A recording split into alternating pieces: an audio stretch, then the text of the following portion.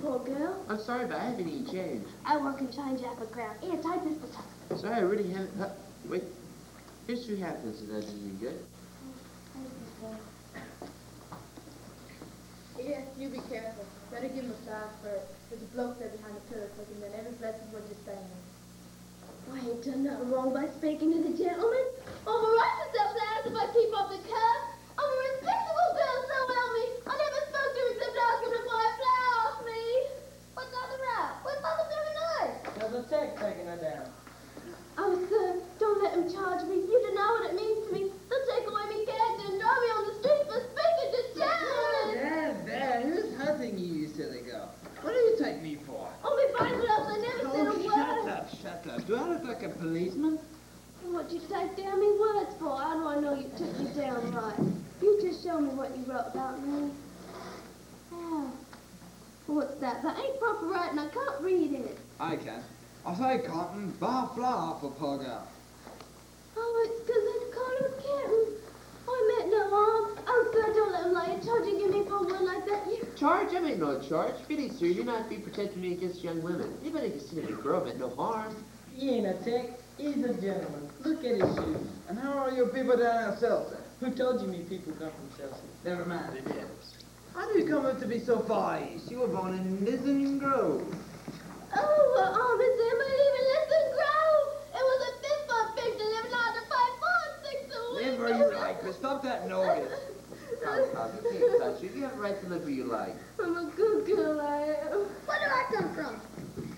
Hoxton. Who says I do? Blimey, you know everything.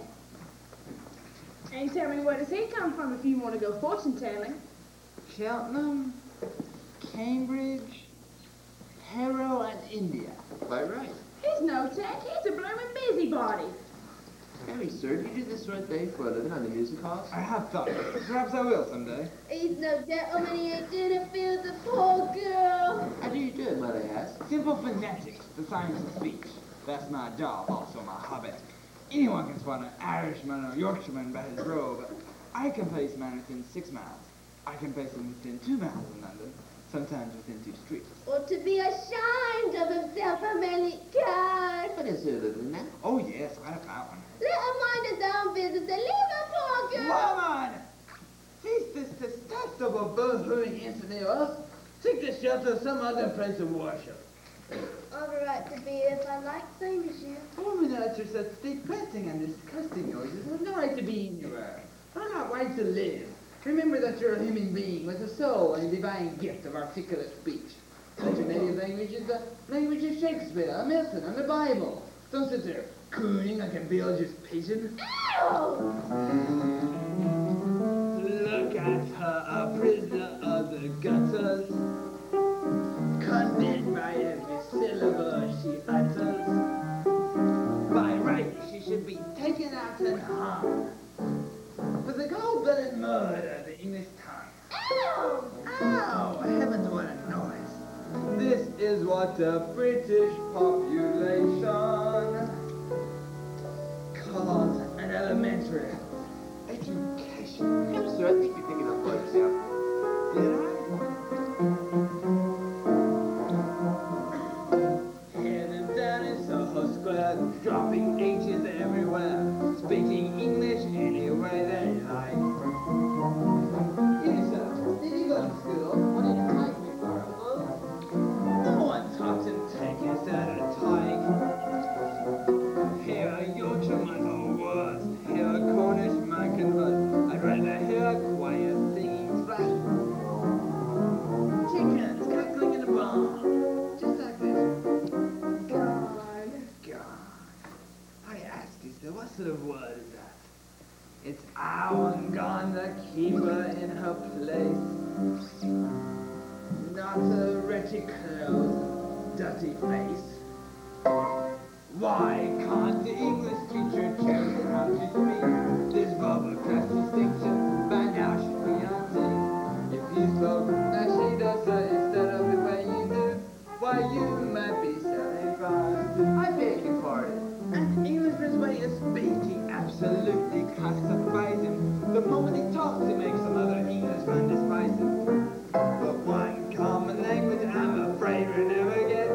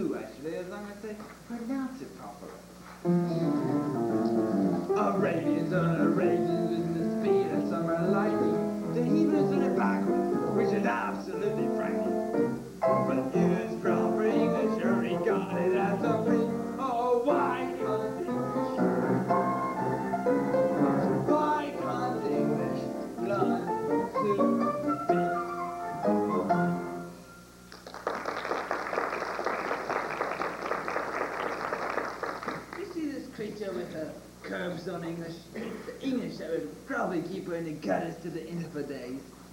Well, sir, in 6 months, I could pass her off as a duchess at an embassy ball.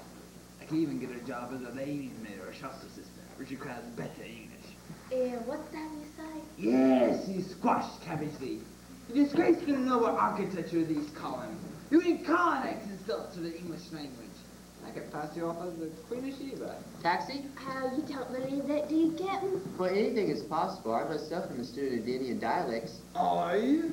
You know Could of Pickering, the author of spoken Sanskrit? I occur Pickering. Who are you? I'm Henry Higgins, author of Higgins' Universal Alphabet. I came from India to meet you. I was going to India to meet you. Higgins. Pickering, where are you At staying? the Charlotte. No, you're not. You're staying at 27A Wimpole Street. You come along with me. We have a job or something. Right you are. I've Dak. time for him shop for me lodging. Liar. You said you could change out the crown. Oh, you want to be stuck with nails, you are? And take the whole grim and bark, give a sixpence. I remind you. And you died, so what is that? Ow! Oh! Ow! Ow! Should I do that? I've got to do an air starter. Would you be looking for a good bottle, Liza? You want to? Rather dull in town, I think I'll take me to Paris. The business wants to open up a castle in Capri. Dr. Rickles is away in summer by the sea.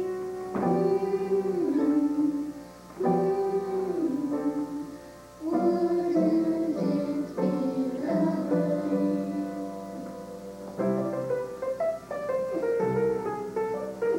All I want is a room somewhere, far away from the cows on air.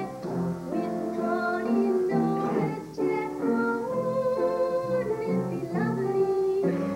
Lots of chocolate for me to eat, lots of cow wine, lots of each.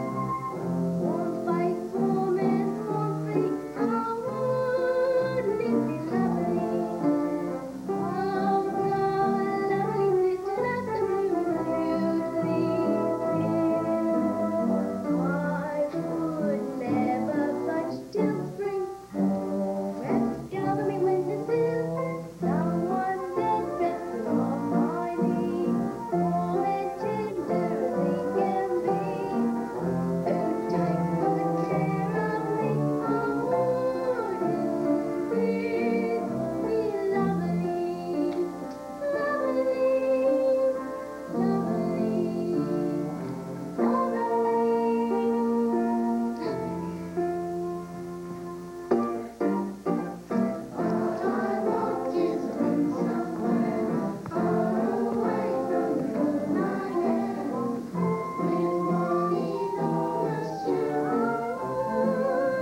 be lovely? Lots of chocolates for me to eat, lots of cow milk and lots of meat. Warm face, warm hands, warm feet, oh, wouldn't it be lovely? Oh, so lovely, printed and beautifully still. I would never budge till spring. That's lovely windowsill. Someone's head resting on my knee, warm and tender as he can be. Who takes good care of me? Oh, wouldn't it be lovely? Lovely,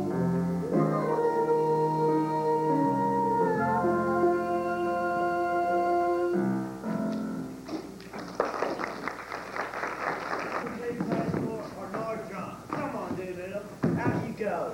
On the double. On the double. Thanks for your hospitality, George. Send the boat to Buckingham Palace. Well, Alfie, I guess it's on the go.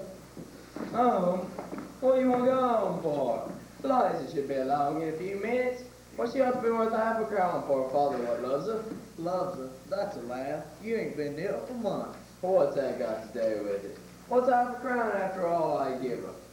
When did you give her anything? Anything. I'd give her everything. I'd give her the greatest gift any human being can give to another. Life. I introduced her to this here planet, I did, with all its wonders and marvels. This lovely world with the sun that shines, moon that glows. I'd park to walk through on a fine spring night, the old ruddy city of London, to roam about in selling her blaming flowers. I gives her all that. Then I disappears and leaves her on her own to enjoy it. Now if that ain't worth apple crying out again, take the belt off and give her what for. I hope you got a good heart, but if you want that half a crown from Eliza, you better have a good story to go with it. Eliza, what a surprise. Not a bra, Father. Now you look here, Eliza. You wouldn't have the heart to send me home to your stepmother without a drop of liquid protection now, would you? Stepmother, huh? Stepmother indeed. Well, I'm willing to marry her. It's me that suffers by it, Eliza. It's 'cause I ain't her lawful husband. Come on, sleepy old apple crying to go home on. Well, I had a good luck myself tonight. So weird. George, 3 glorious beers. But don't keep coming around counting on all crowns from me. Good night, Eliza. You're a noble daughter. You see, boys, I told you not to go home. Just faith, hope, and a little bit of luck. The Lord above gave man an arm by it, so he could do his job and never shook. The Lord above gave man an arm of iron, but with a little bit of luck, with a little bit of luck, someone else will do the blinking work. With a little bit, with a little bit, with a little bit of luck, you'll never work. The Lord above made liquor for temptation, to see if man could turn away from sin. The Lord above made liquor for temptation, but with a little bit of luck, with a little bit of luck, when temptation comes, you'll get right in. With a little bit, with a little bit, with a little bit of luck, you'll get right in. Or you can walk the straight and narrow, but with a little bit of luck, you run amok. Gentle sex was made for man to marry, share his nest, and see his food is cooked. The gentle sex was made for man to marry, but with a little bit of luck, with a little bit of luck, you can have it all and not get hooked. With a little bit, with a little bit, with a little bit of luck, you won't get hooked. With a little bit, with a little bit, with a little bit of blooming luck. Shut your face down there. How's a woman supposed to get erect? I'm trying to keep him quiet, lady. Sharp, what's it, bro? Sharp. Here. That's no way to talk to a lady. We got to be neighborly like, boys. After all, the Lord above made man to help his neighbor. No matter where, on land or sea or boat, the Lord above made man to help his neighbor. But with a little bit of luck, with a little bit of luck, when he comes around, you won't be on. With a little bit, with a little bit, with a little bit of luck, you won't be on. Oh, it's a crime, man, drink. A little bit, nothing. It's a crime for man to go philandering and fill his wives for hot grief and doubt. Oh, it's a crime for man to go philandering, but with a little bit of luck, with a little bit of luck, you can see the blind dog find out. With a little bit, with a little bit, with a little bit of luck, you won't find out. With a little bit, with a little bit, with a little bit of blue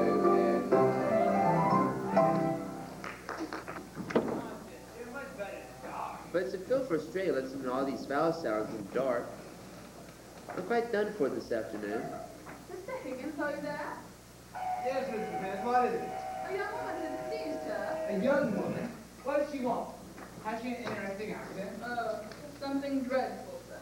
That's how very curious is this. Very well, sir. This is a rather bit of luck. I'll show you how I make records. First we'll set her down talking, and I'll take her down in Bell's visible speech, and then in broad Romac, and then we get on the phonograph so we can turn it on as often as you like with the written transcript before you. This is the young woman, sir.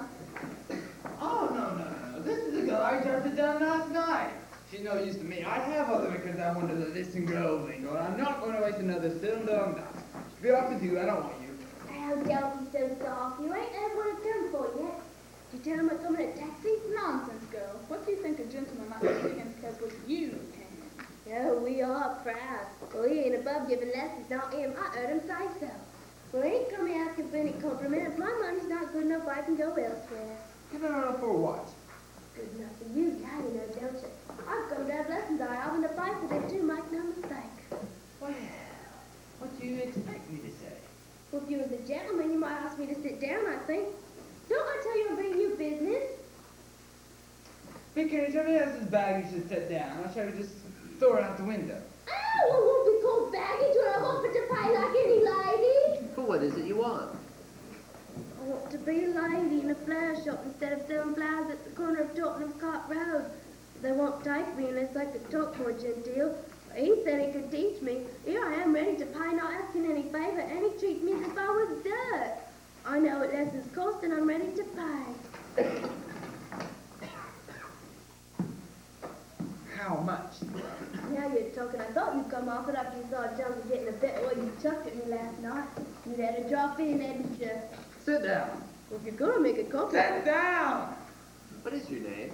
Eliza Doolittle. Well, Mr. Little, why don't you have a seat? Oh, don't mind if I do.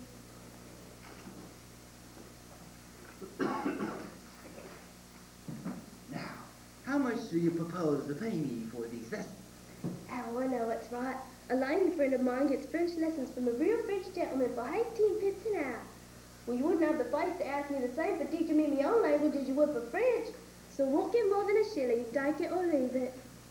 You know, Pickering, if you consider a shilling, not as a simple shilling, but as a percentage of this poor girl's income, it's fully equivalent to 60 or 70 pounds from a millionaire. By George, it's the biggest offer I've ever had. 60 pounds? What are you talking about? I never offered you 60 pounds. Hold your tongue. I ain't got 60 pounds. Sit down, Mr. Liverpool. Nobody's going to touch your money.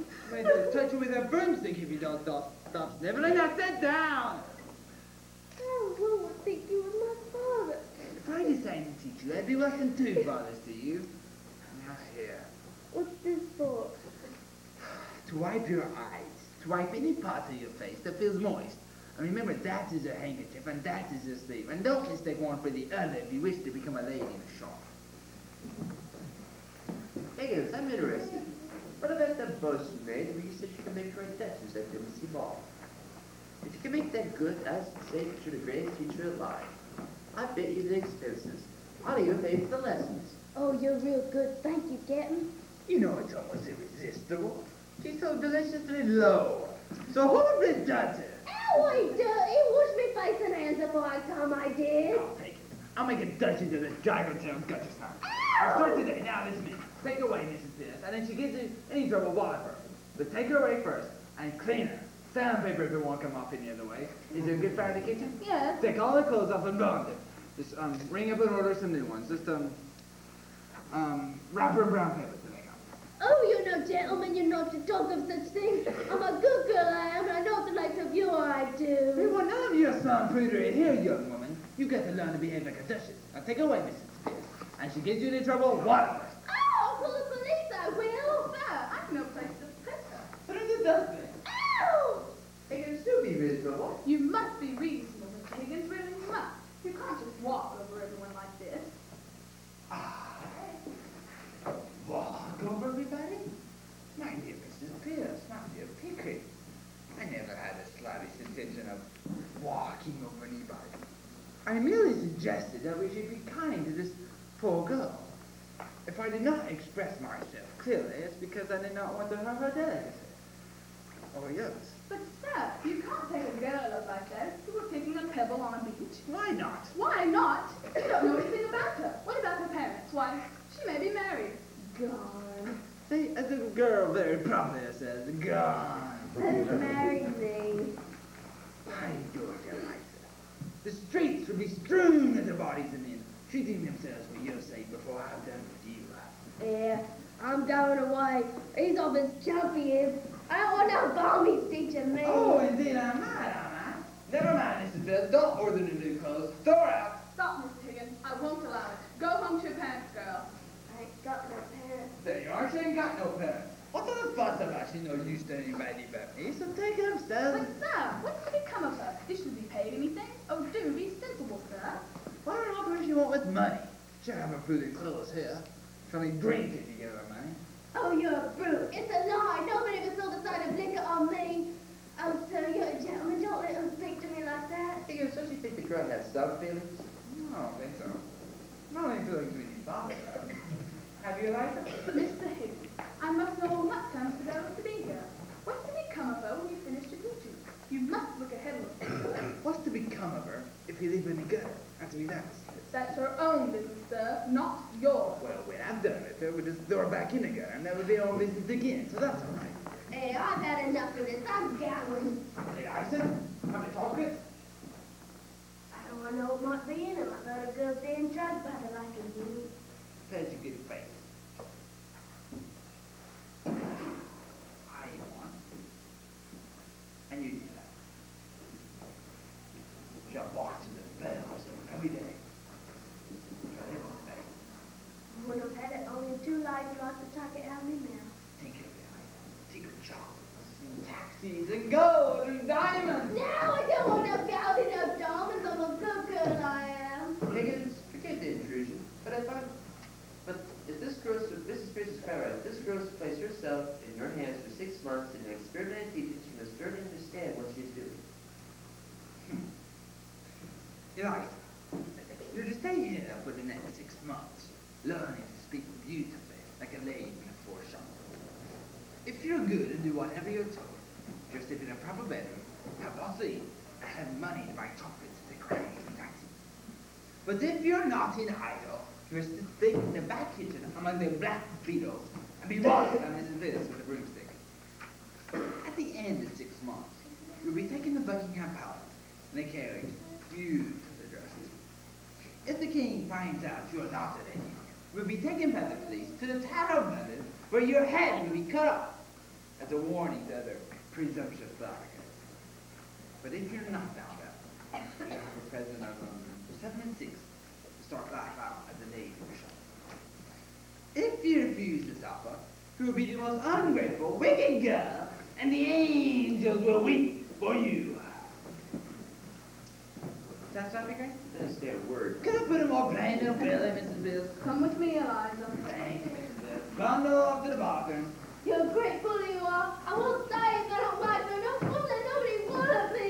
Don't answer back, girl. I wouldn't come up here about someone I get myself here for. I've always been a good girl. I won't be put in 6 this months. In 3, she has to get in and quick thing. I'll take her anywhere and pass her off as anything. I'll make a queen of that barbarous wretch. Higgins, forget the blunders. But if I'm to engage in this business, I should be responsible for the girl. Always pretty understood that there's to be no advantage taken by her position. What, that thing? Take it, I'll show you. Now, come, Higgins, it's no trifling matter. Are you a good man of good character where women are concerned? Have you ever met a man of good character where women are concerned? Yes, frequently. Well, I have. I find the moment I let a woman make friends with me, she becomes jealous, exacting, suspicious, and a blossom nuisance. And I find the moment I let myself become friends with a woman, she becomes selfish and tyrannical. So here I am, a confirmed bachelor, and likely to remain so. After all, Pickering, I'm an ordinary man who desires nothing more than just the ordinary chance to live exactly as he likes and do precisely what he wants. An average man am I, of no eccentric whim, who likes to meditate, contemplate, free from humanity's mad inhuman just an ordinary man. But let a woman in your life see your serenity through. She redecorates her home from the cellar to the dome and then go on to the enthralling fun of overhauling you. Oh, let a woman in your life up against the wall. Make a plan in your mind. She has something else in mind. And so rather than do either, you do something else that neither likes at all. You want to talk of Keith or Milton. She only wants to talk of love. Or to sing or play or ballet. Has been searching for her love. Oh, that's a woman in your life. And you invite her to husband. Let them buy their wedding bands for those anxious little hands. I'd be equally as willing for a dinner to be thrilling than to ever let a woman in my life. Very gentle.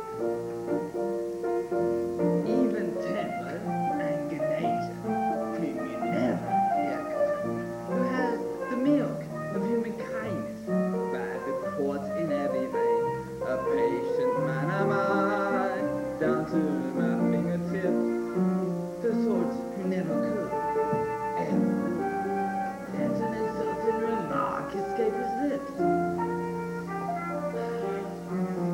Just a very gentleman. But let a woman in your life. I bet you haven't got a chance. She will beg you for advice. She will pry with pink concise. She will listen very nicely. They go out to precisely what she wants. You are a man of grace and polish. You never spoke of God as much. No, that once you're using language that will make a sailor blush. Don't let a woman in your life. And you're plunging in a knife. That the others of my sex tie the knot around their necks. I prefer the edition of the Spanish Inquisition than to ever let a woman in my life. Quiet. Who desires nothing more than just ordinary child. And lacks an answer as restful as the undiscovered tomb of innocent man am I, a philosophic joy. He likes to meditate, contemplate, read from him at this mad and human noise. Just a quiet living man. But let a woman in your life. And just a battle goes through. In a line that never ends comes the army of her friends. Comes the jabber and the chatter and the teller what the matter is with you. You have a blooming, boisterous family who would descend on you en masse. Drop a large rider and brother. Brother boys, the shuttle's glass. Oh, that's a woman in your life. Let a woman in your life. Let a woman in your life.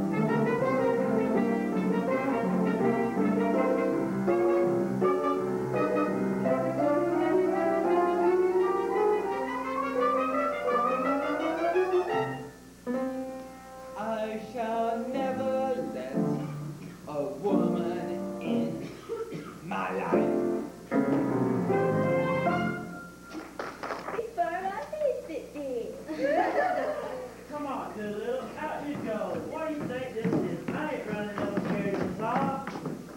Thanks for your hospitality, George. Stand and build Yes, a I know. Send it to Buckingham Palace. Think about your understand after dinner. Fine choice of a buddy you had. What's over? She's Eliza. Oh, you're a lucky man, Alfie, you will. What about Eliza? What are you talking about? He don't know. About father, he don't know. This is a swell Eliza has. Left here in textile by herself. Nice paint, night, been home 3 days. And then, I guess you must in trouble this morning. She wants the things to go between 30A and Queenspool. She can't Professor Egan. And what things does she want? A vacation on Chinese land. But, she says, never mind about Santa Claus. I know T.I. career in Robert. Harry boy, we're in for a booze up. The sun is shining on Alfred P. Doolittle.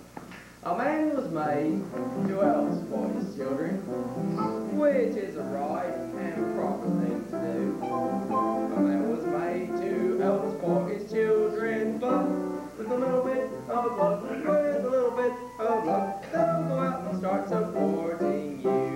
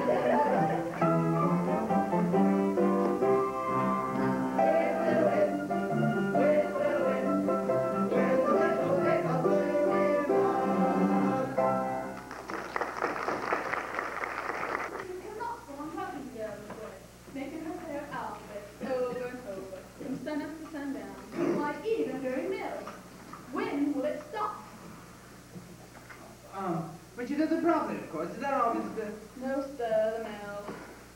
Oh, well, say no to the invitation and pay the bill. Is that all? No, sir, there's another letter from that Ezra D. Weinberg, the American millionaire. He still wants you to let your word more strongly.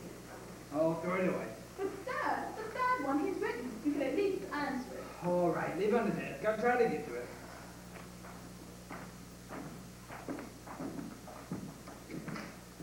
If you please, sir, there's a dustman downstairs. Alfred Doolittle.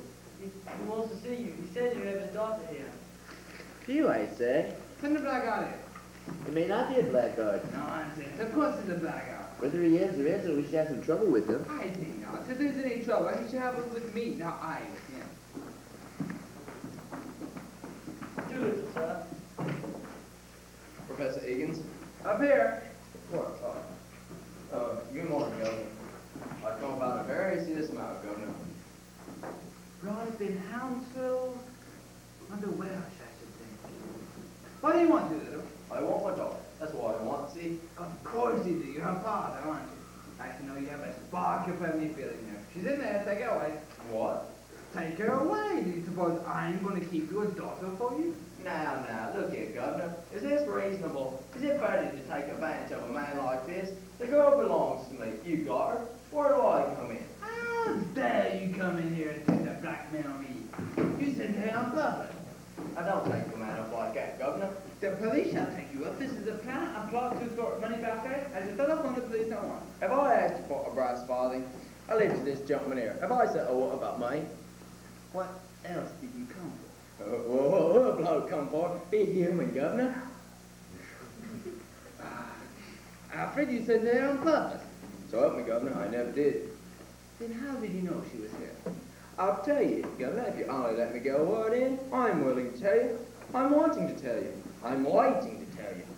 Pickering, I know the rhythm of this chap's native wood notes wild. I'm wanting to tell you. I'm willing to tell you. I'm waiting to tell you. That's a Welsh strain in him. How did you know Eliza was here if you didn't send her? She sent back for a luggage, and I got to hear about it. She said she didn't want no clothes. What was I to think from that?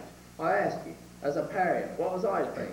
So you came to rescue her from worse than death, eh? Just so, Governor, that's right. Yes. Mrs. Bess, Eliza's father has come to take her away. Give her to him. Now, look here, Governor.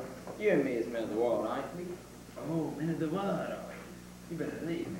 I think so indeed. Governor, I've taken a sort of fancy to you. And if you want the girl, I'm not so certain having her back home again. But what I might be up to is an arrangement. All I ask is my rights as a father, and you're the last man alive to expect me to let her go for nothing. For I can see you on the straight sort, Governor. Well, What's a £5 note to you, and what's Eliza to me? I assure you, Doolittle, Mr. Higgins' intentions are in trying to be honorable. Of course they are. Thought there was not us 50. Do you mean you'd say you would sell your daughter for £50? Have you no more, husband? No, I can't afford them, Governor. Neither could you if you was as poor as me. Not that I mean you all, mind you, but if Eliza's gonna get about this, why not me too? Hey, look at it my way. Why am I? I ask you, why am I? I'm one of the undeserving poor, that's why I am. Think what that means to a man. It means he's up against middle-class morality for all the time. If there's anything going and put in for a bit of it, it's always the same story. You're undeserving, so you can't have it. But my needs is as great as the most deserving widow who's ever got money out of 6 different charities and won't wait for the death of the same husband. I don't need less than a deserving man. I need more. I don't eat less hearty than he does, and I drink, oh, a lot more. I'm playing straight with you, Governor. I'm not pretending to be deserving. I'm undeserving. I mean to go on being undeserving. I like it, and that's the truth. But will you take advantage of a man's nature to do him out of the price of his own daughter, while he's brought up, fed and clothed by the sweat of his brow, till she's grown big enough to be interesting to you two gentlemen? Is £5 unreasonable? I put it to you. I leave it to you. Pickering, if you were to take this man in hand for 6 months, you could choose between a popular pulpit in Wales and a seat in the cabinet. I suppose we ought to give him a fiver. They'll make bad use of him, I'm afraid. Not me, so help me, Governor. I won't. Just one good spree for myself and the missus, giving pleasure to ourselves and employment to others, and satisfaction to you two to know they ain't been thrown away. Why, you couldn't spend it better. This is irresistible. Let's give him...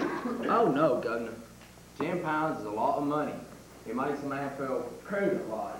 And goodbye to happiness. No, you give me what I asked for. Not a penny less, not a penny more. What's the draw the line encouraging this immorality? Doolittle, why don't you marry that missus of yours? After all, marriage isn't so frightening. You married Eliza's mother. Who told you that, Governor? Why, do it naturally. Okay. Pickering, if we let this man another minute, we shall have no convictions of. Thank you, Governor. Oh well. Beg pardon, miss. I won't say those dirty vows one more time. Blimey, it's Eliza. Never thought she'd clean up so good looking. She does me credit, don't she, Governor? What you doing You hold your tongue. Don't you give these gentlemen none of your lips. If you have any trouble with the Governor, give Felix a strap. That's the way to improve her mind. Well, good morning, gentlemen. Cheerio, Eliza. here? I got the man for you. Philosophic genius to the first one.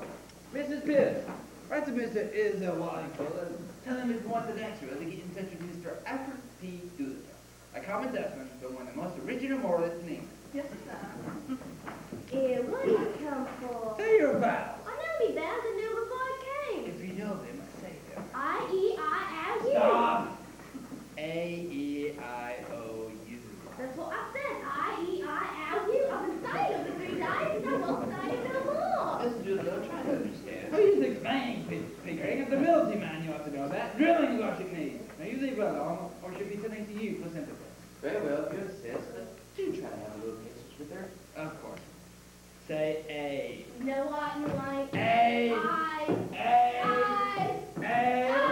Eliza, I promise you, you would say your vows correctly before this day is out. Or there'll be no lunch, no dinner, and no chocolates.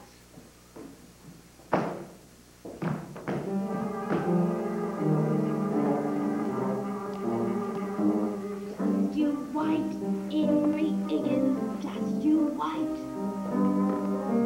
You'll be sorry, but your tears will be too light. You'll be broke and all have money. Will I help you? Don't be funny. Just you white,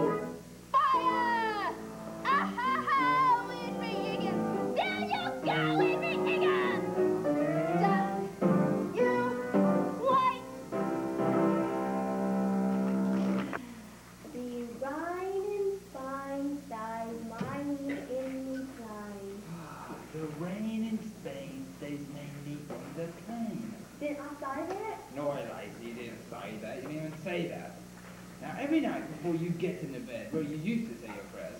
I want you to repeat, the rain in Spain stays mine in the pain 50 times. You get much further with the Lord if you learn how to penance. Now for your H's. Pickering, this is going to be ghastly. Give the girl a chance, Higgins. Of course, no one expects you to get it right the first time. Come over here.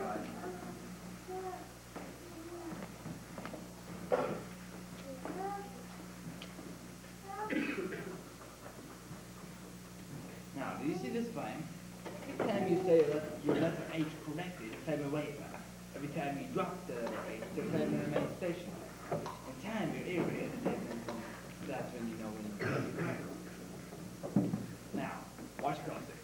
In Hartford, Harrisburg, and Hampshire, hurricanes hardly ever happen. I'll do a little bit better, but get the idea. If you ever be in Hartford, Harrisburg, and Hampshire, hurricanes hardly ever happen. In Hartford, Harrisburg, and Hampshire, hurricanes hardly ever happen. No. Should I do Elva? No. Start from the beginning. Go. Ha, ha, ha. Ha, ha, ha. Go on. Ha, ha, ha. I know why that's so, Pickering. Why certain individuals do that with their H's. They say heaven instead of ever. I know some of the Slavic people do that with their G's. They say zinger instead of ringer, and then turn around and say singer instead of singer. I wonder why that's so. I must look that up. Go on.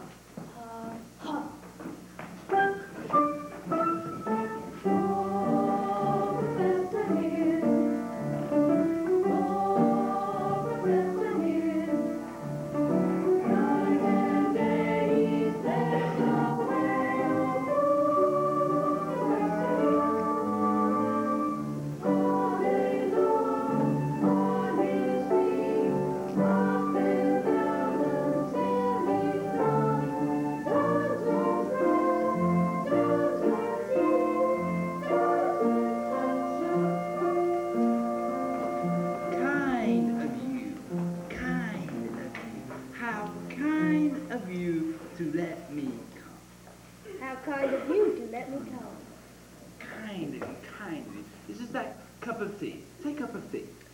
Cup of tea. No. A cup of tea. A cup of tea. I want a good cake. I wonder what Mrs. Bills gets it. The cookies look delicious. Well, have you tried the pine cake? Try it again. Have you tried the... No, Pickering! Try it again, Eliza. A cup of tea. A cup of tea. A cup of tea. No. Can't you hear the difference? Put your tongue forward and you squeeze it against the top of your lower teeth. Now say cup. Cup. Now say up. Up.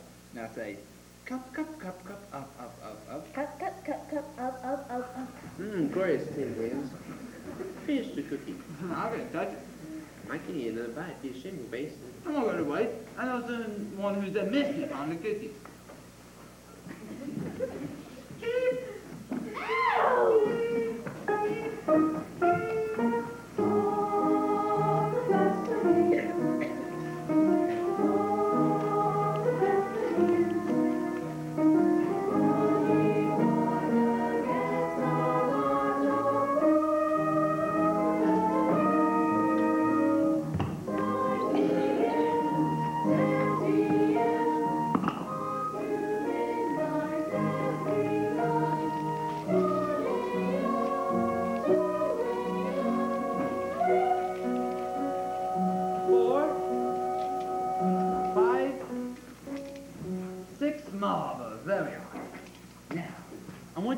Enunciate each word as if the marbles were not in your mouth. With raucous moss, the flower pots were thickly crusted, one and all. Each word clear as a bell. Raucous moss. I can't. I say, Higgins, are those marbles really necessary? They're necessary for Eliza to do this, or they're necessary for her. Go on. But blackest moss, the flower pots were thickly crusted, one and all. That's not a word. But blackest moss, the flower pots were Higgins, thickly that's the kind crusted, of one and sweetheart. all. Why don't you try an easier one, like that and the pussy. Pickering, I cannot hear the girl. What's the matter? Why did you go? The swallowed one. Oh, don't worry. I have plenty more. 1, 2, 3, 4.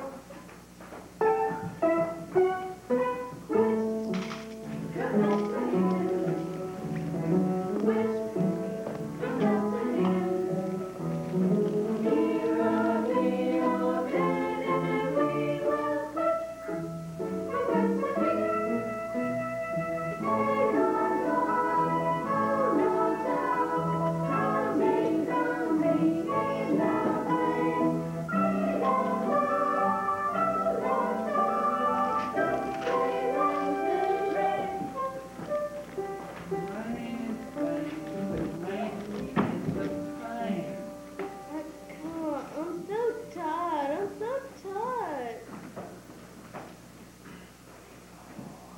Higgins, it must be 3 in the morning. Do be reasonable. I am always reasonable. Eliza, if I could go on as a bistring headache, I know you can't.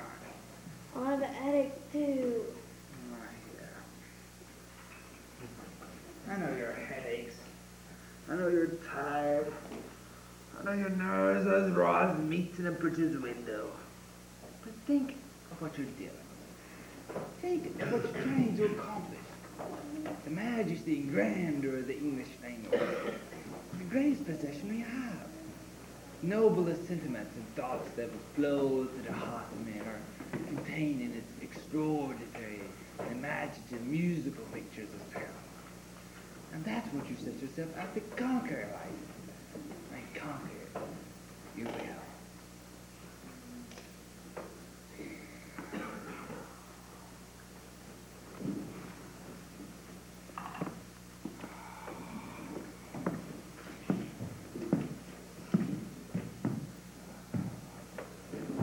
Try it again. The rain in Spain stays mainly in the plain. What was that? The rain in Spain stays mainly in the plain. Again. The rain in Spain stays mainly in the plain. I think she's got it. I think she's got it. The rain in Spain stays mainly in the plain. By George, she's got it. By George, she's got it. Now, once again, where does it rain? On the plain, on the plain. And where's that soggy plain? In Spain, The rain in Spain stays mainly in the plain. Ha ha! The rain in Spain stays mainly in the plain. In Hartford, Hillsford, and Hampshire, I can hardly help it. how kind of you to let me come. How kind of you to let me come. Now once again, where does it rain? On the plain, on the plain. And where's the blasted plain? In Spain, in Spain. The rain in Spain stays mainly in the plain. The rain in Spain stays mainly in the plain. Victory, victory.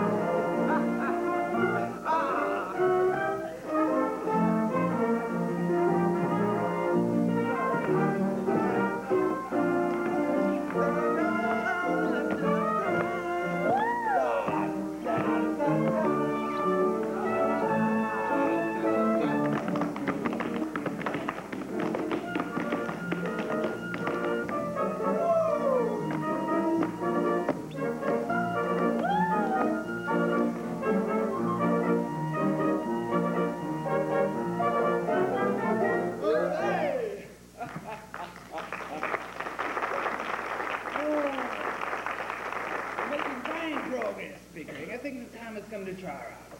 Mr. Higgins, are you feeling all right? Yes, Mr. Bill, and you? Very well, sir, thank you. Splendid. Let's test her in public and share see fair. I was awakened by a dreadful pounding. Do you know what it might have been? Pounding? I know pounding. Did you pick her? No. If this continues, Mrs. Best, you better go see a doctor. I know. We'll take her to the races. The races? Yes, my mother's bought for the Oscars. You will consult your mother first, of course. Of course. No, we better surprise her. I'll tell you what. Let's go straight to bed, and first thing in the morning we'll go off and bow our gas. Get on with the work, Eliza. But, sir, it's early in the morning. What better time to work than early in the morning? Where does one buy a lady? I will eat, of course. How do you know that? Common knowledge. Is it?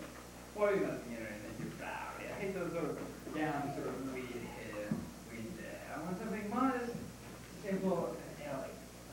Maybe with a bow.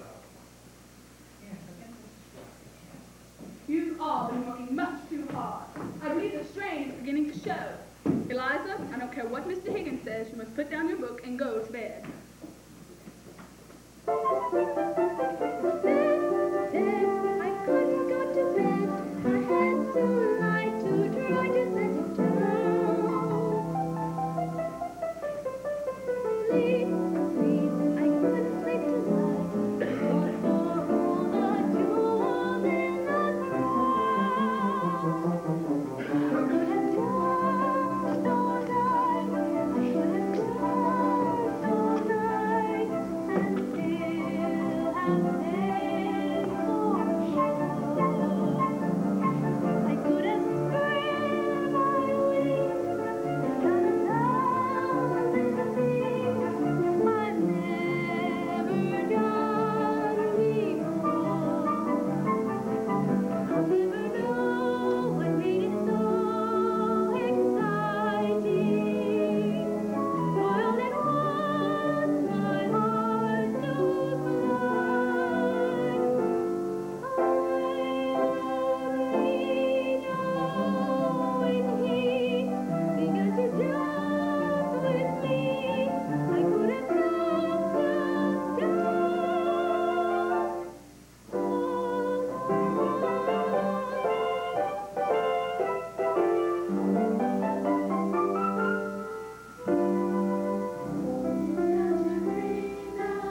Don't you agree now? She ought to be I could have danced all night, danced all night, and still I could have spread my wings and done 1,000 things I've never done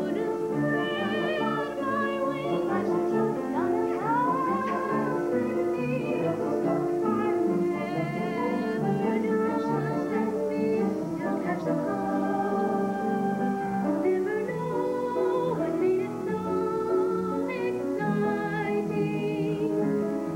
While it was my heart to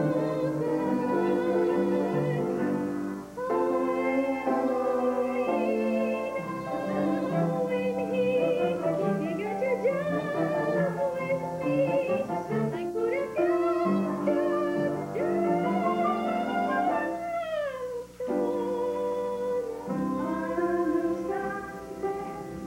it's all been granted, but now it's time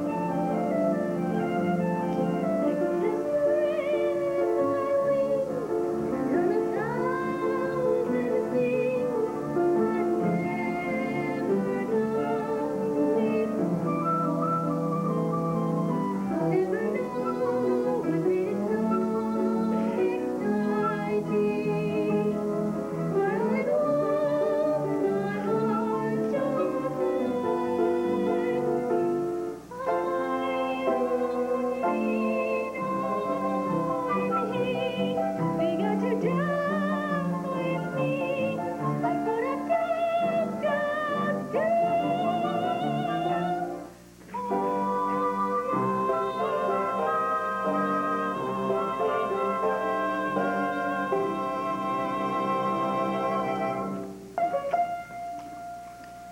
Pickering, I don't understand. Do you mean that my son is coming to Ascot today? Yes, as a matter of fact, he is here already. What a disagreeable surprise. Ascot is usually the one place I can come to with my friends and not run the risk of seeing my son Henry. When my friends meet him, I never see them again. You have to come, Mrs. Higgins. You see, he's taking a girl to the annual NBC ball and you wanted to try her out first. I beg your pardon? You know, the annual NBC ball. Yes, I know the ball, but what girl? Oh, didn't I mention that? No, you did not. Well, it's quite simple, really. One night, I was at Covent Gardens to see one of my favorite operas, Aida. And I was just coming out, and instantly they played Aida that night. No, they played Gutta Rugga.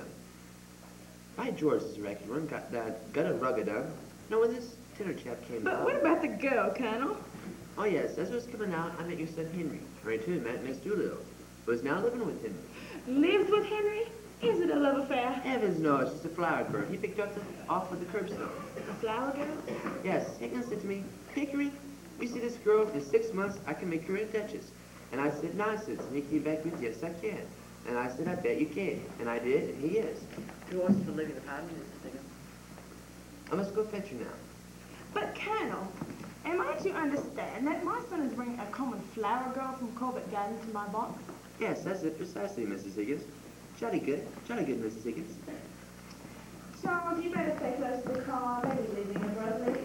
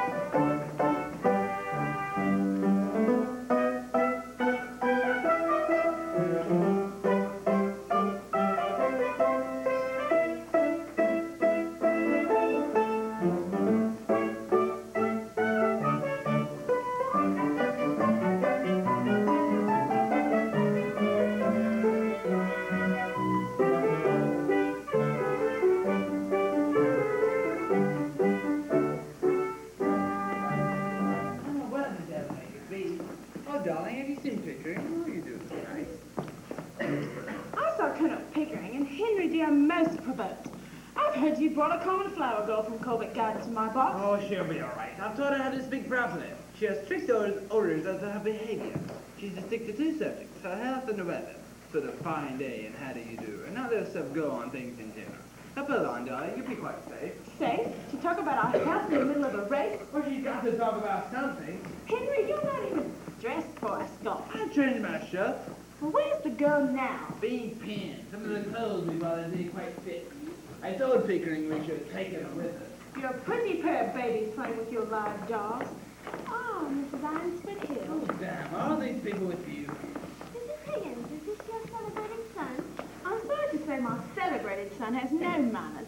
He may be the rising soul of the Royal Society sort, but he's rather trying on more commonplace occasions. Ah! Hi, Colonel Pickering. You've just been past the tea. Thank you, Mrs. Higgins. May I introduce Miss Eliza Doolittle? Now, dear Miss Doolittle, how kind of you to let me come. Delighted, my dear. Mrs. Eynsford Hill, Miss Doolittle. How do you do? Lord and Lady Boxington, Miss Doolittle. How do you do? And Freddie Eynsford Hill, how do you do? How do you do? Miss Doolittle. Good afternoon, Professor Higgins.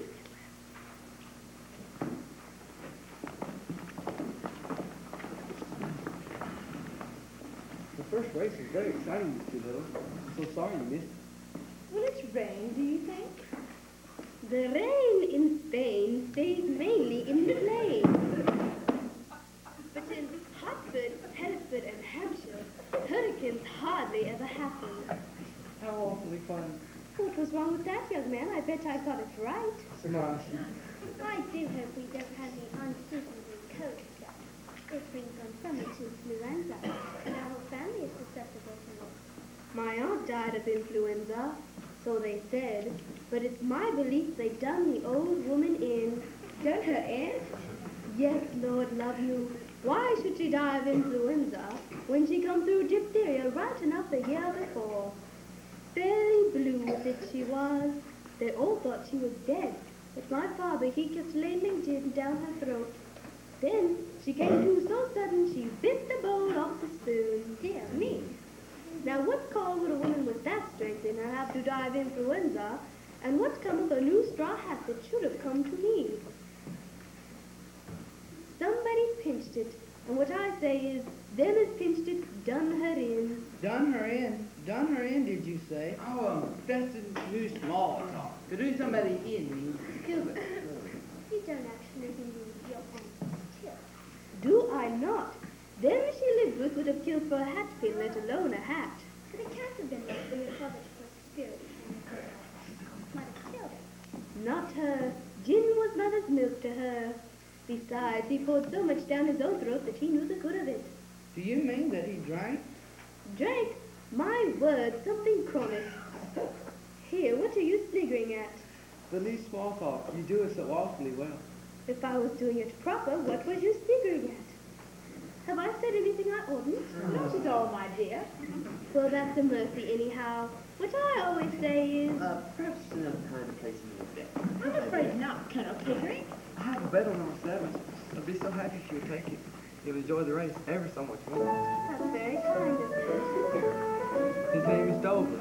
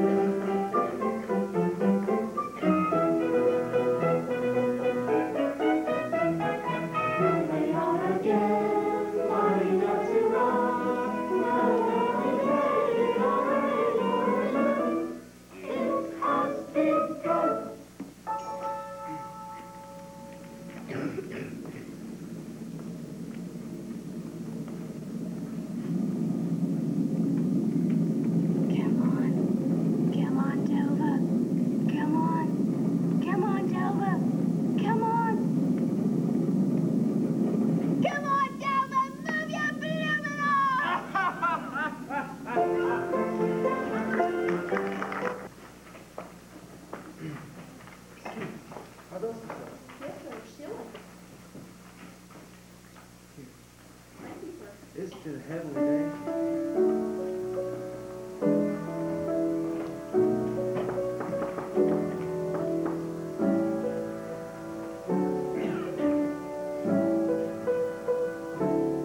When she met tomorrow, read off the spoon, she completely done me, and my heart went on a journey to the moon.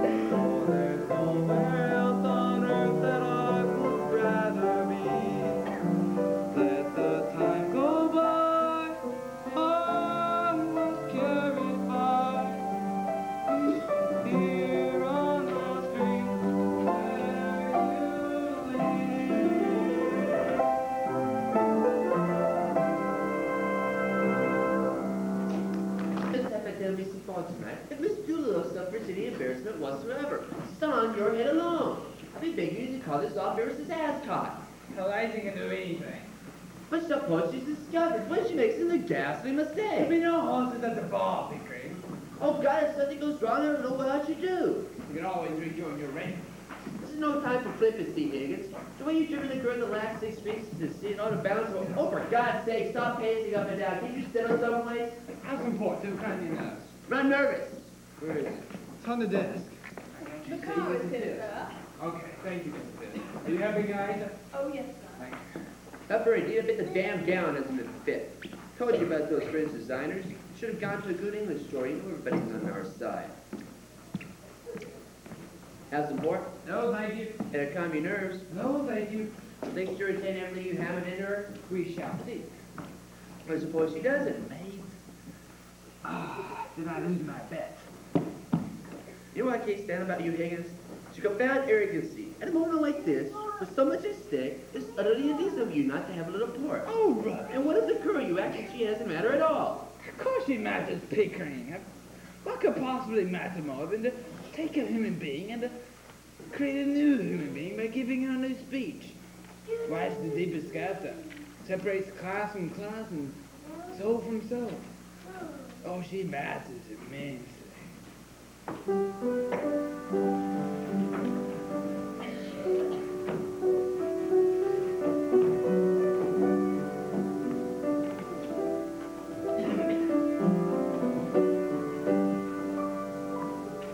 Miss Doolittle, you look beautiful. Don't you think so, Higgins? Not bad. Not bad at all.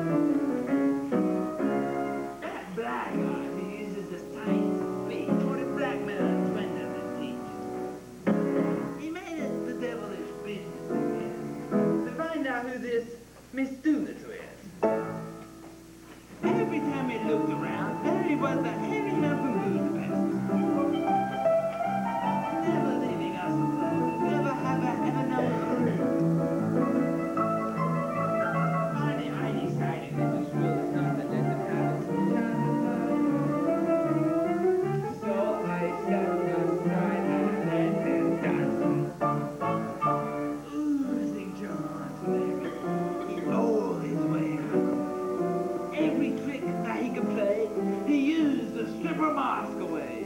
And when at last the dance was done, he glowed as if he knew he'd won. And with a voice too eager and a smile too broad, he announced to the hostess that she was a fraud. Jawohl. Her English is good, he said, that clearly indicates that she is born. Whereas others are instructed in the native language, English people aren't. And although she may have studied with an expert elocution and grammarian, I can tell that she was born Hungarian. Not only Hungarian, but of royal blood. She is a princess.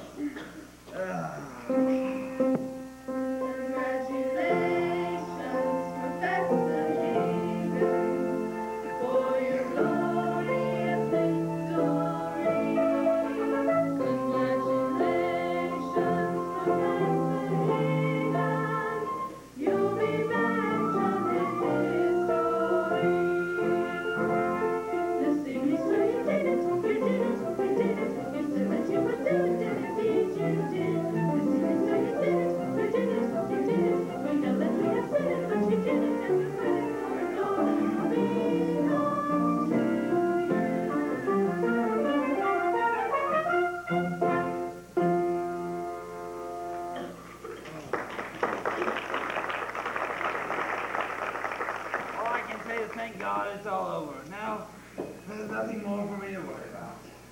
Good night, Mr. Higgins. Good night, Mr. Higgins. Good night. It's a great occasion, Higgins, but I think we should come in. Good night. Good night. How much is this? Oh, damn, I meant to tell her I wanted coffee in the morning instead of tea. Leave it enough for you, will you, John? Damn, I'm dead in my slippers. His slippers. There! And there! Take your slippers and may you never have a day's luck with them. What's the matter? Is anything wrong? Nothing wrong with you. I've won your bet for you, haven't I? That's enough for you. I don't matter, I suppose. You won my bet, you presumptuous hands. That guy won it. What did you throw those slippers at me for? Because I wanted to smash your face. I could kill you, you selfish brute. Why did you leave me when you picked me out of the gutter? You thank God that it's all over and that now you can throw me back again, that do you? Oh, so the creature's nervous. Oh! Oh, then you can't dare you show yourself. So be quiet. What's to become of me? What's to become of me? How the devil do I know what's to become of you? It doesn't matter what becomes of you. You don't care. I know you don't care. I'm nothing to you. Not so much as them slippers. Those slippers! Those slippers. I didn't think it made any difference now. Why have you suddenly begun going on like this? I ask whether you complain of your treatment here? No. Has Mrs. Pierce or Colonel Pickering, have they treated you badly? No. You don't pretend that I've treated you badly, do you? No. Well, I'm glad to hear that. Perhaps you're tired after the strain of the day. Have a chocolate? No! Thank you. I suppose it was only natural for you to be anxious, but now it's all over, nothing more to worry about. No, nothing more for you to worry about. Oh, God, I wish I was dead. Why? In heaven's name, why? Listen to me, Eliza. All this irritation is purely subjective. Don't understand. I'm too ignorant. Nothing's wrong. Nobody's hurt. Come, you go to bed and say your prayers. That'll make you more comfortable. I heard your prayers. Thank God it's all over. Well, don't you thank God it's all over. Now you are free. You can do what you like. What am I fit for? What have you left me fit for? Where am I to go? What am I to do? What's to become of me? Oh, that's worrying you, is it? I wouldn't bother about that if I were you. I wonder how difficult in telling yourself summer, Arthur. Well, I hadn't quite realized you were going away. You might marry, you know. You see, like, not all men are confirmed to bachelors like me and the Colonel. Most of them are marrying sort. Poor devils. And you're not that bad, Dick. Quite a pleasure to look at you at times. Not now, of course. You've been crying, and you look like the very devil, but when you're right and quite yourself, you're what I call attractive. Come, you go to bed, and get up in your morning, and let yourself in a glass, and you won't feel so cheap. I didn't say my mother could pass some chapeau de duvet. Pub that in Covent Garden. What do you mean? I sold flowers I didn't sell myself. Now you've made a lady of me. I'm not fit to sell anything else. Oh, tosh, Eliza. Don't insult him in relation to dragging all that cant about buying and selling into it. You needn't marry the fellow if you don't want to. What am I to do? Oh, lots of things. What about the old idea of a floor shop? Pickens sets it up in one. He's got lots of money. You have to pay for all those togs have been wearing. That was the Howard the Jewels to make a big hole in 200 pounds. Oh, yeah. I'm devilish sleepy. I must be off to bed. Before you go, sir, do my clothes belong to me at the Colonel Pickering? Is that what you used to let me to Peter? Why did you stop bothering about that in the middle of the night, boy? Don't you know that they take away so you don't want to be accused of stealing? Stealing? You should have said that. That shows I want a feeling. Sorry, I'm only accommodating girl. In my station, I have to be careful. There can't be any feelings between the like of me and the like of you. Please, will you tell me what belongs to me and what doesn't? Take your old damn house book, you won't. You said the jewels are Howard. That's how you... Stop, please. Will you take these up to your room and keep them safe? I don't want to run the risk of that being missed. It's a man instead of jewels. I'd ram him down your ungrateful throat. The one you bought me a Brighton? I don't want it now. Don't hit me! Hit you infamous creature. How dare you accuse me of such a thing? If you have hit me, you wounded me to the heart. I'm glad I got to live on my own back anyhow. You've caused me to lose my temper, something that has hardly ever happened to me before. I prefer to say nothing more. I'm going to bed. Better leave your own note to Mrs. Pierce about the coffee, for it won't be done by me. Blast, Mrs. Pierce, blast the coffee and blast you. I've been a fool to have hidden my hard-earned knowledge and intimacy of my regard on a heartless girl's part.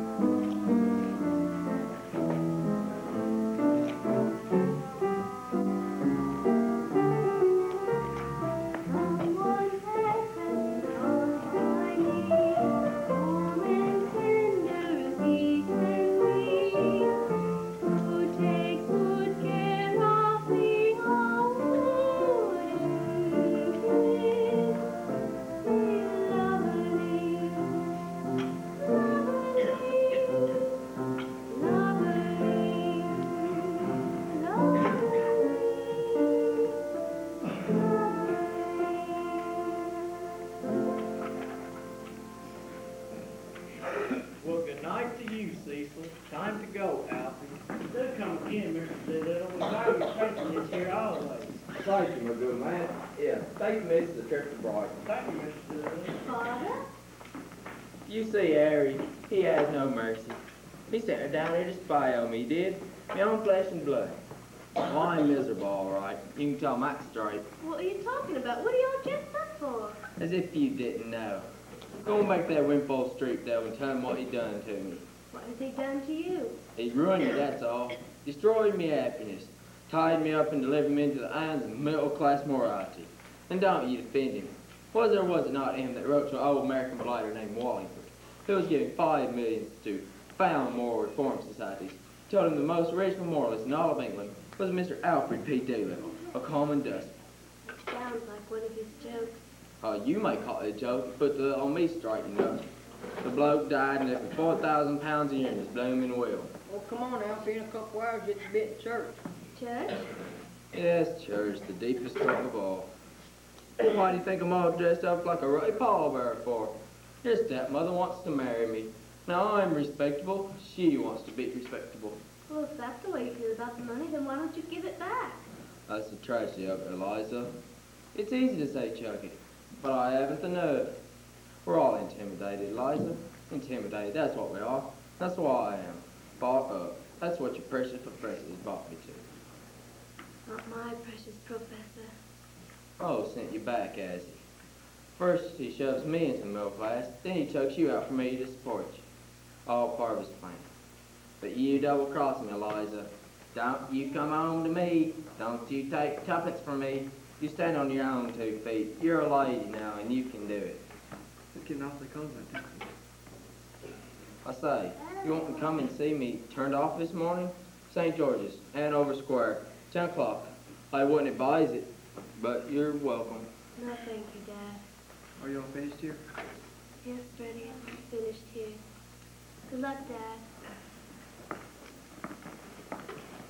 Come along, Alfie. How much time do I have left? There's just a few more hours. That's all the time got. A few more hours before they tie the knot. There are drinks and girls all over London, and I have only a few more hours to track them down. I'm getting married in the morning. Ding dong, the bells are gonna chime. Pull out stopper, let's have a whopper. Get me to the church on time. I gotta be there in the morning. Spruced up, looking in me prime. Girls, come and kiss me, show how you miss me, but get me to the church on time. If I am dancing, roll up the floor. If I am whistling, creep me out the door. Or I'm getting married in the morning. Ding dong, the bells are gonna chime. Kick up a rumpus, but don't lose the compass, and get me to the church. Get me to the church. For God's sake, get me to the church on time. I'm getting married in the morning. Ding dong, the bells are gonna chime. Drug me or jail me, stab me and mail me, but get me to the church on time. You'll be there in the morning, scratched up and looking in me prime. Some bloke is able to lift up the table, but get me to the church on time. If I am flying, then shoot me down. If I am wooing, get her out of town. For I'm getting married in the morning. Ding dong, bells are gonna chime. Feather and tar me, or call out the army, but get me to the church. Get me to the church. For God's sake, get me to the church.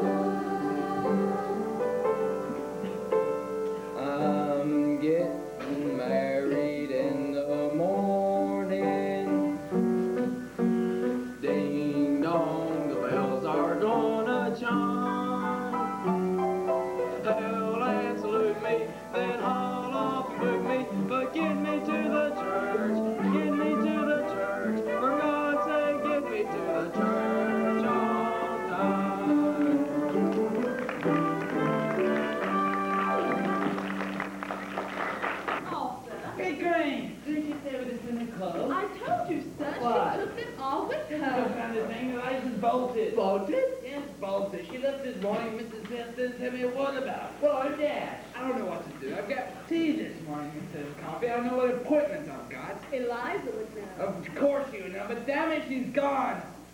Did either of you gentlemen do anything to brighten her last night? You were there, Mrs. Pierce. We hardly said a word to her. Did you put her out from under bed last night, Higgins? Just the other way around. I never gave her the slightest provocation, and she said her stiffers on me. Why, both did. I don't know what to do. I've got... Oh, I'm shocked. Well, I'm Dash. For God's sake, Figgy, stop being dash and do something. Why?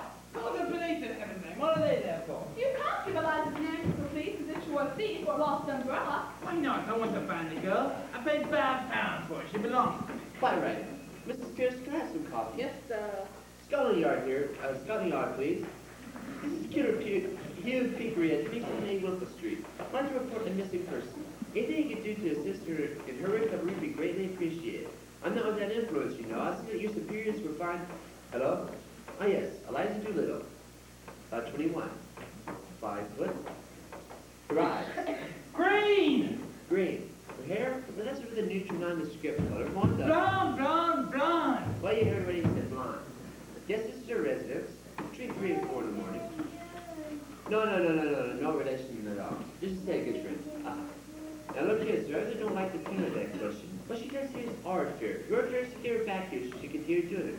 Well, I'm Dash. What in all of heavens could have troubled me? I was such a triumph at the ball. What kind of possession? What kind of plan? I cannot understand the rest at all. Hey, now, let's go to our home office. Perhaps he can help you. One hall, number 248, please.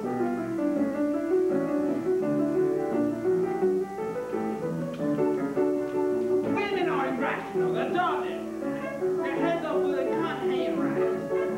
They're nothing but exasperating, irritating, vacillating, calculating, agitating, maddening, and infuriating hags. Mr. Bushing, please. Yes, wait.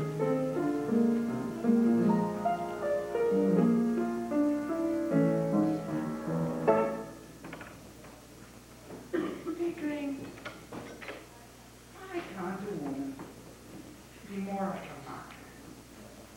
Yeah, why can't a woman be more like a man? Just honest. Just honest. It's only known. This will be fair. Two in your bed will always give her back to man. Why can't a woman be like that?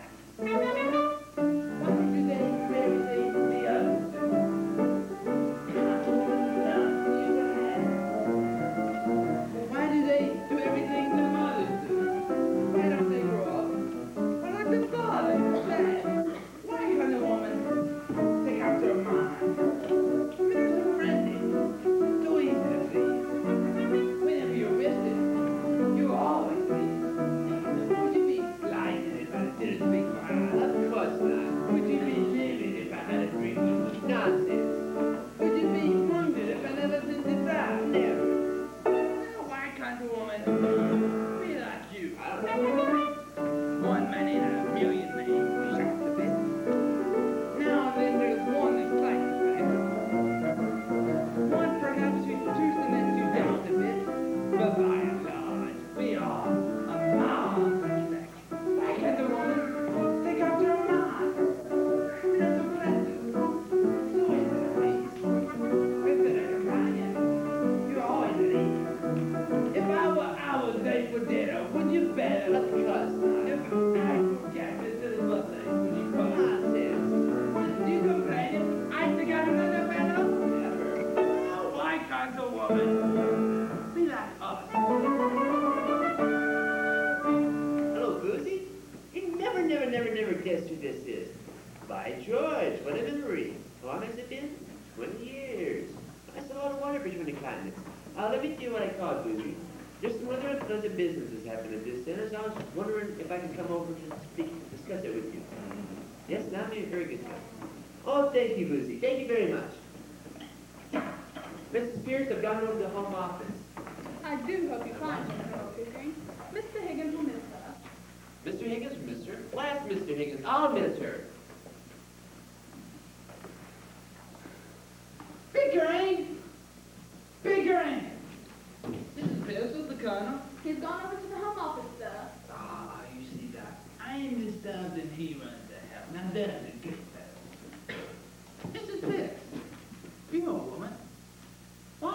can't a woman be more like a man? Feel so decent. That's a dreadful child. Ready to help you. Serene in herself. Ready to buck you up whenever you're gone. Why can't a woman be a charmer? Why is this something we can never do? Why is that we never even tried? Straightening up the hair, why don't they straighten up the messes inside? Why can't a woman behave like a man? If I were a woman, we've been through a ball, been held as a princess by one and by all, but I start weeping like a bastard over broke, or carry on as if my home were in a tree. Will I run off and never tell me where I'm going? Why can't a woman be like me?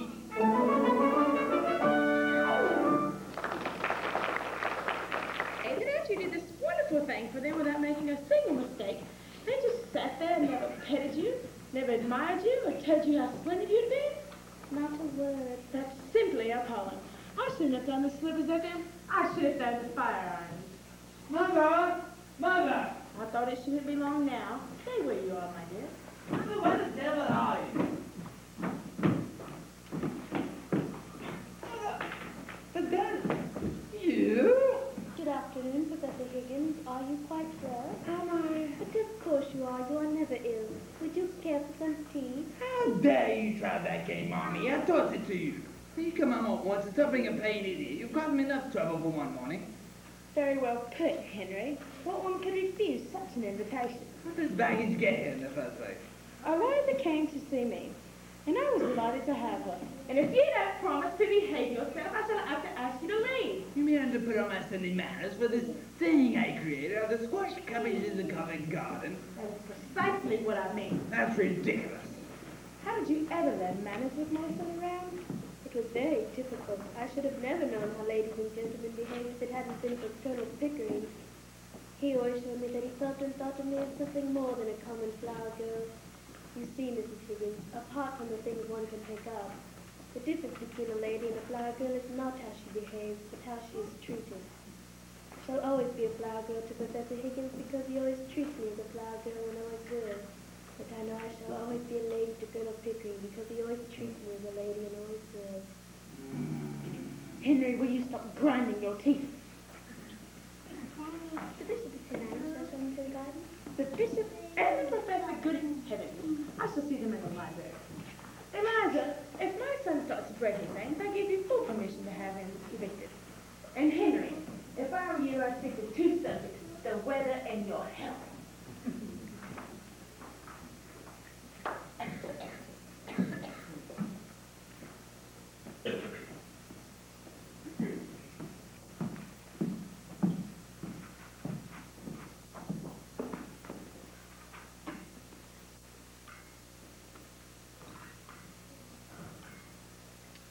Well, Eliza, you've had a bit of your own back, as you call it. Have you had enough? And are you going to be reasonable? Or do you want any more? You want me back only to pick up your slippers, put up with your tempers, and fetch and carry for you. I haven't said I wanted you back at all. Oh, indeed, then what are we talking about? About you, not about me. If you come back, I shall treat you as I've always treated you. I cannot change my nature, and I don't intend to change my manners. My manners are exactly the same as Colonel Pickering's. That's not true. He treats a flower girl as if she was a duchess. Well, I treat a duchess as if she were a flower girl. Oh, I see. The same to everybody. Just so. See, Eliza, the great secret is not having good manners, or bad manners, or any other particular sort of manners, but having the same manners for all yourself. The question is not whether I treat you rudely, but whether you've ever heard me treat anyone else better. I don't care how you treat me. I don't mind you swearing at me. I shouldn't mind a black eye. I've had one before this. But I won't be passed over. Get out of my way, for I won't stop for you. You talk about me as if I were most of us. So you are a motivist, all bells and goes, no consideration for anyone. But I can get along without you. Don't think I can't. I know you can't. I told you you could. You never wondered, I suppose, whether I could get along without you. Well, you have my voice on your gramophone. When you feel lonely without me, you can turn it on. Got me feeling it. can't turn your soul on. Ooh, you are a devil. You can twist the heart in a girl as easily as one can twist her arms to hurt her. What am I to come back for? For the fun of it, that's why I took you on in the first place. And you may throw me out tomorrow if I don't do everything you want me to. Yes, and you may walk out tomorrow if I don't do everything you want me to. And live with my father. Yes, so suppose, would you rather marry Pickering? I wouldn't marry you if you asked me, and you're nearer to my age than what he is. Then, dear. I'll talk as I like. You're not my teacher now. It's not what I want, don't you think it. I've had chaps enough wanting me that way. Freddie Hill writes me twice and 3 times a day, sheets and sheets. Oh, so in short, you want me to be infatuated about you as he is that it? No, I don't. That's not the sort of feeling I want from you. I want a little kindness. I know I'm a common ignorant girl and you're a book-learned gentleman, but I'm not dead under your feet. What I did was not for the dresses and the taxis, but because we were pleasant together, and I came to care for you, not to want you to make love to me, and not forgetting the differences between us, but more friendly-like. Yeah, that's how I feel. And how Pickering feels, that I do your fool. That's not a proper answer to give me. It's the only answer you get until you stop being a plain idiot. If you're going to be a lady, you have to stop feeling neglected over the men who don't spend half the time sniveling over you, and the other half giving you black eyes. You find me cold, unfeeling, selfish, don't you? Very well, be up with you. I can do it, that's you. If you don't have what you can appreciate, you gotta get what you can appreciate. Oh, I can't talk to you. You turn everything against me. I'm always in the wrong. But don't you be too sure that you have me under your feet to be trampled on and chopped down. I'll marry Freddie, I will, as soon as I'm able to support him. Freddie? That poor devil couldn't get a job as an errand boy, even if he had the guts to try for it. Woman, don't you understand? I've made you a consort for a king. Freddie loves me. That makes him king enough for me. I don't want him to work. He wasn't brought up to it as I was. I'll go and be a teacher. What do you teach at heaven's name? What you taught me, I'll teach phonetics. Ha, ha, ha. I'll offer myself as an assistant to that brilliant Romanian. What? That imposter, that toning ignoramus teaching my methods, my discoveries. You take one step in that direction and I'll wring your neck. Ring away! What do I care? I knew you'd strike me one day. Aha, that's done you, Henry Higgins and Anne. Now I don't get that for your bullying and your big talk. What a fool I was. What a dominated fool to think you were the earth and sky.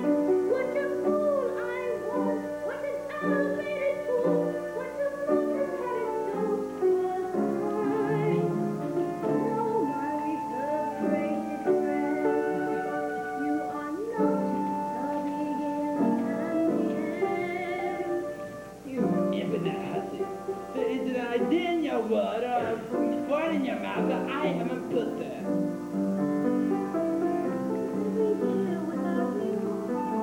England still will be here without you.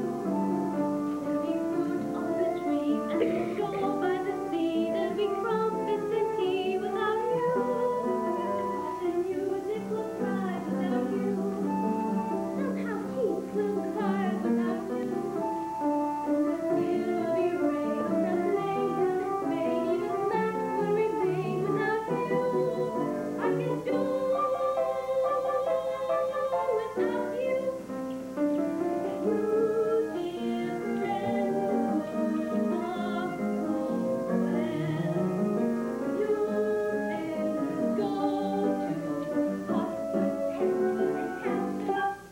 They can still rule the land without you. When the brother will stand without you. And without much ado, we can all well do without you. Brazen wretch.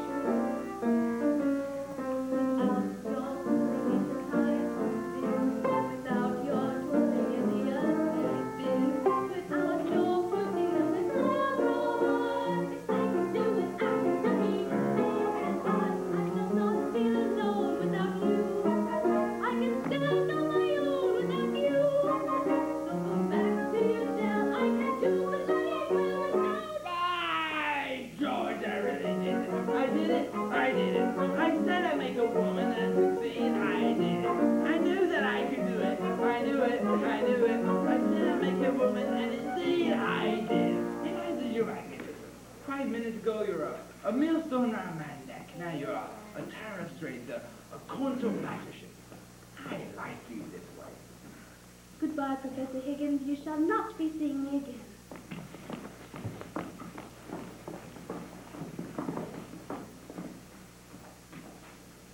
Mother!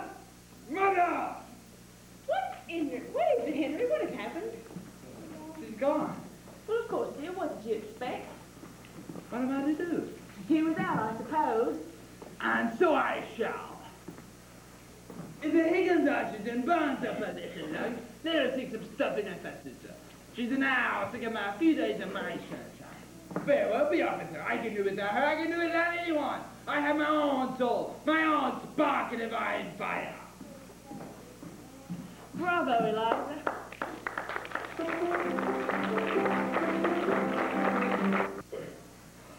We've grown accustomed to her face. She almost makes the day begin.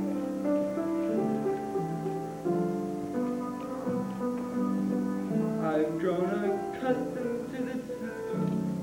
She whistles night and noon. Her smiles, her frowns, her ups, her downs, second nature to me now. Like breathing out, breathing in. I was serenely independent and content before we met.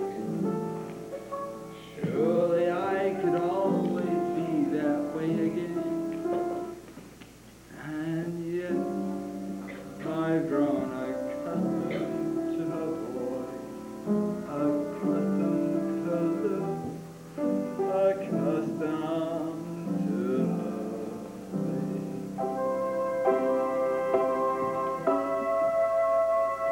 Mary, Freddie, what an infantile idea. What a heartless, wicked brain this thing to do. She'll regret it. She'll regret it. It's doomed before they even take the vow. I can see her now, Mrs. Freddie Nesbitt, in a wretched little flat above the store. I can see her now, not a penny in the till, and a beer collector beating at the door.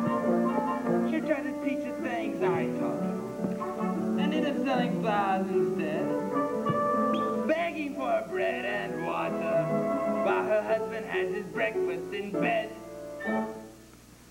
In a year or so, when she's prematurely gray, the blossom is as chicest of the choice. She'll come home alone, hear a doctor on the way, with a social climbing ass from New York. Poor life. Possibly quite. Really. How delightful. How poignant it would be on an Edinburgh night. How is all my dogs and tills and rags? Miserable or no, they read print I can try. With a letter in or hollows in the wood. Give her kindness of the treatment she deserves. Will I take her back or throw the baggage out? I'm most forgiving. This ought to never come.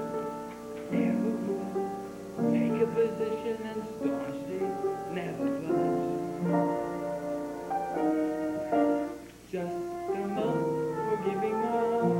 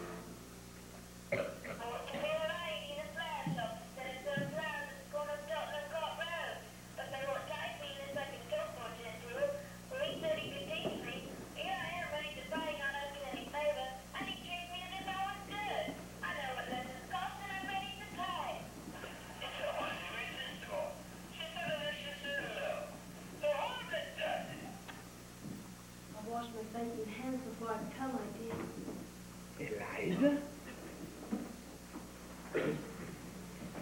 The devil on my slippers.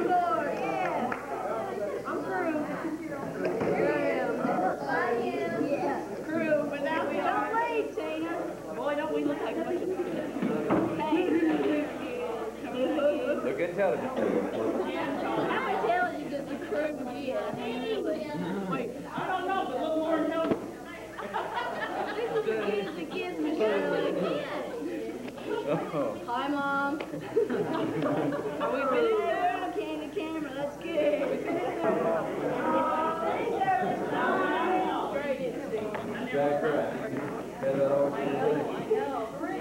You did a good job on that. Wait, come here, Ashley. Tell Carol to come out here.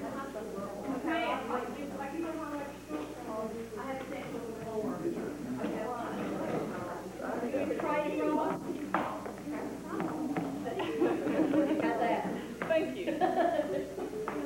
Come around, come around, come around. Okay, Let's get up there.